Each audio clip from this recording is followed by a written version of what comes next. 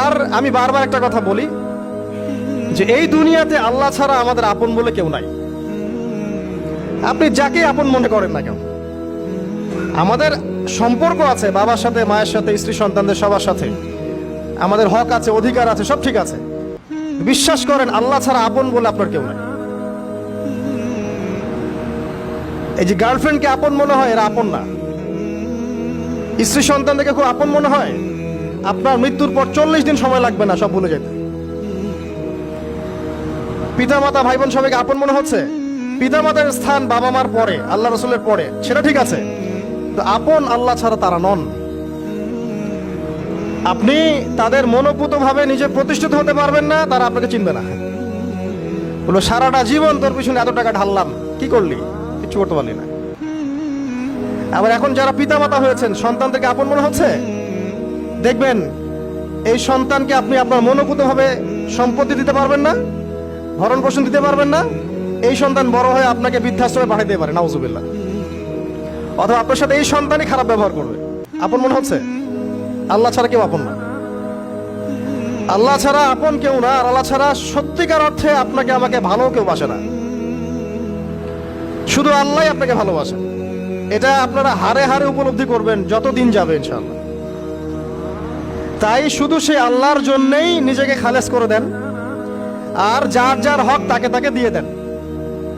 দুনিয়াতে শান্তিতে থাকার ফিলোসফি বলছি, philosophy of happiness in this হায়াতুদ দুনিয়া, সেটা হচ্ছে যার যার হক তাকে তাকে দিয়ে দেন, নিজের হক আল্লাহর কাছে চেয়ে নেন।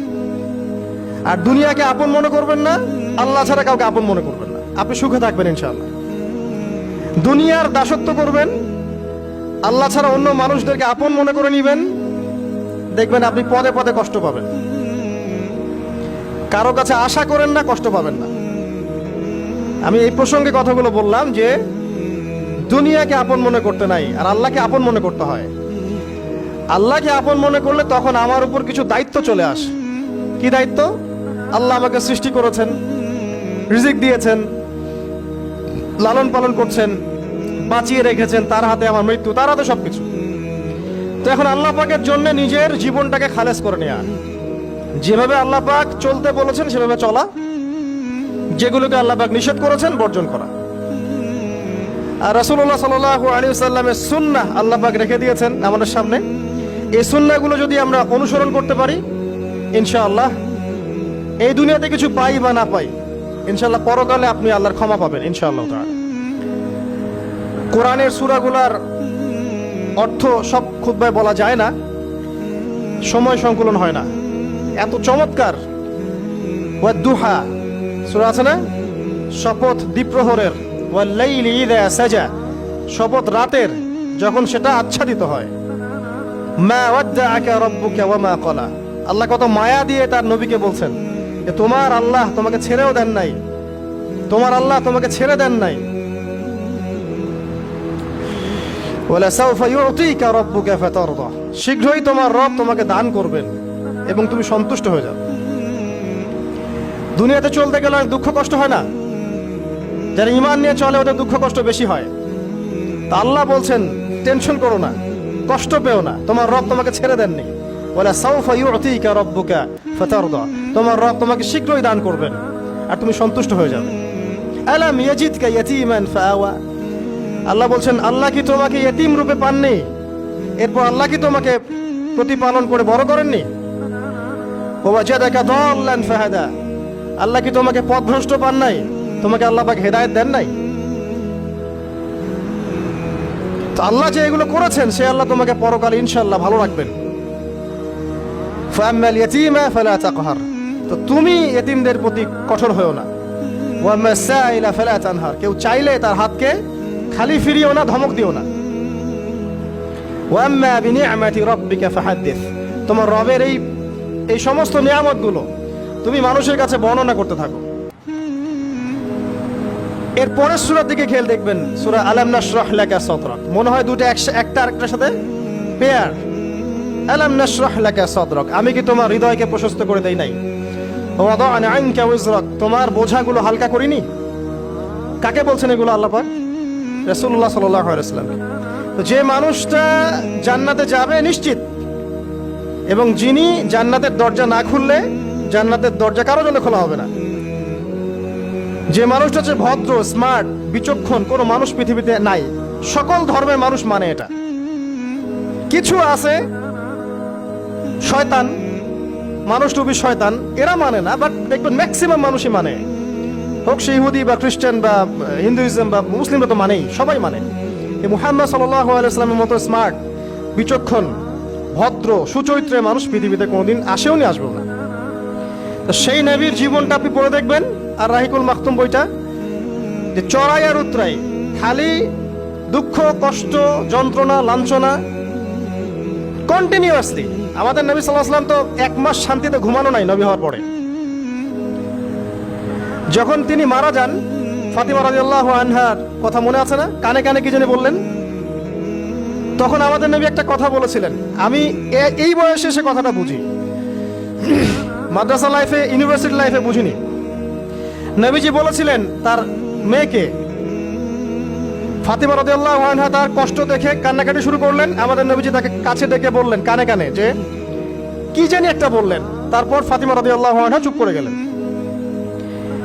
তো পরে জিজ্ঞাসা করা হলো কি বলেছিলেন। তিনি বললেন, আল আব্বাজান বলেছেন আজকের পর তোমার আব্বার কোনো কষ্ট থাকবে না, আর তুমি আমার পরিবারের মধ্যে সবার আগে আমার সাথে সাক্ষাৎ করবে। এই যে আজকের পর আমার আব্বার আর কোনো কষ্ট থাকবে না, এর মানে বোঝেন, মানে সারাটা নববী জীবন কত যে কষ্ট নবী সাল্লাল্লাহু আলাইহি ওয়াসাল্লামকে সহ্য করতে হয়েছে। আজকে জান্নাতে যাওয়ার দিন, আজকে আর তোমার আব্বার কোনো কষ্ট থাকবে না। এই মানুষটার যদি এই অবস্থা হয়, তাহলে আমরা কি?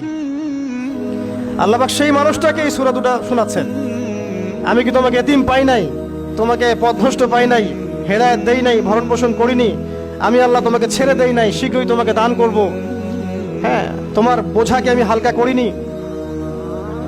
ফাইন্না মাআল উসরি ইউসরা, ইন্না মাআল ইউসরি ইউসরা। কষ্টের সাথেই স্বস্তি আছে, নিশ্চয়ই কষ্টের সাথেই স্বস্তি আছে। ফাইদা ফারাগতা ফানসাব ওয়া ইলা রাব্বিকা ফারগাব।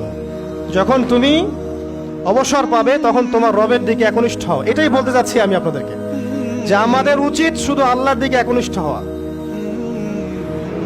দুনিয়াকে ভালো না বাসা, কিচ্ছু না দুনিয়াটা। আমার চেয়ে ভালো আপনারা এটা জানেন না, কিচ্ছু না দুনিয়াটা, মানে মুহূর্তে ডিজাস্টার হয়ে যেতে পারে।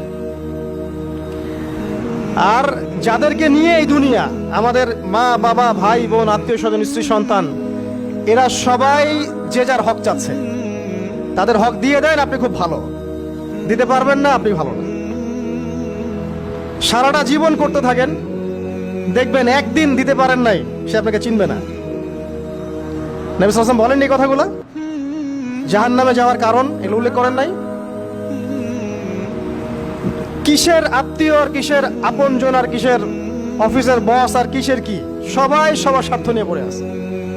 শুধু একজন সত্তা আপনার কাছে স্বার্থ চায় না, সে কে? আল্লাহ পাক। এটা যদি বুঝতে পারেন তাহলে দেখবেন মনটা আল্লাহর দিকে নরম হয়ে যাবে। আর মুসলিমদের এখন এই মানসিক আত্মশুদ্ধিটা বেশি দরকার। আমরা কেন যেন অস্থির জাতি হয়ে গেছি এখন, একটা মানসিকভাবে শান্তি নেই আমাদের মধ্যে। খেয়াল করে দেখবেন সারা দিন দুশ্চিন্তা, দুর্ভাবনা, পেরেশানি। নামাজে আসি তাও মনে হয় যত তাড়াতাড়ি নামাজ শেষ করতে পারলে বাস, 5 মিনিট 4 রাকাত নামাজ। আর ইমাম যদি ভুলে 10 মিনিট পড়ায় তো চাকরি নট। খতিব খুতবা দিবে 30 মিনিট ঘড়ি ধরে বলে দিবে, ভুলে যদি 10 মিনিট বেশি দিয়ে ফেলছে, আজকে আসছেন ভালো কথা, হাদিয়া নিয়ে যান, পরের দিন আর আসেন না। অস্থির। অস্থিরতার কারণ দুনিয়ামুখিতা, আল্লাহ থেকে দূরে থাকা। অস্থিরতার কারণ কোরআন থেকে দূরে থাকা। অস্থিরতার কারণ নিয়মিত সুন্নাহর উপর আমল না করা, ডেইলি জিকির আজগারগুলো না করা, ডেইলি কোরআন তেলাওয়াত না করা, হাদিস অনুবাদ সহ না পড়া, দিনের জ্ঞান চর্চা না করা, দিনী হালাকাগুলোর মধ্যে না বসা। অস্থিরতার অনেক কারণ, টাকা পয়সার পিছনে ছোটা, বাড়ি গাড়ি স্ট্যাটাসের পিছনে ছোটা, এবং এই লোভ, এই লালসা আপনাকে স্থির থাকতে দিবে না। অস্থিরতার কারণ এই যে আমরা বলি মেটেরিয়ালিজম, আমরা বলি বস্তুবাদিতা, এগুলো অস্থিরতার কারণ। এগুলো কখনো আপনাকে স্বস্তি দিবে না। আপনি যত দৌড়াবেন দুনিয়ার পেছনে, দুনিয়া আপনার থেকে তত পালাতে থাকবে। আর আল্লাহ পাক বলেছেন, হে আদম সন্তান, আমার ইবাদতের জন্য সময় বের করো, আমি তোমাকে দুইটা জিনিস দিব। এক নাম্বার, তোমার হাতকে আমি সচ্ছলতা দিয়ে ভরে দিব, আর দুই নাম্বার, তোমার সমস্ত অভাব আমি দূর করে দিব। যে ব্যক্তি আল্লাহর জন্য সময় দেয়, আল্লাহর জন্য বাঁচে, আল্লাহর জন্য মরে, সব কাজ আল্লাহর সন্তুষ্টির জন্য করে, দেখবেন ও মনের মধ্যে শান্তি আছে। হয়তোবা তার 5তলা 10তলা বাড়ি নাই, BMW নাই, সুজুকি জিক্সার নাই, তারপরে দেখবেন সে অনেক শান্তিতে আছে, কারণ তার মনের মধ্যে একটা প্রশান্তি কাজ করে। আর যে ব্যক্তির মধ্যে দেখবেন আল্লাহর কনসিয়াসনেস নাই, ইবাদত নাই, কোরআন সুন্নাহ এগুলো কিচ্ছু নাই, দুনিয়ার সব আছে, দেখবেন ব্যাংক ব্যালেন্স, টাকা পয়সা, মনে শান্তি নাই। এই মনের শান্তিটাকে উসমান রাদিয়াল্লাহু আনহু বলতেন যে আল গিনা, মানে ধনাঢ্য, ধনী বলি না আমরা, এটাই হচ্ছে ধন, কিছু না।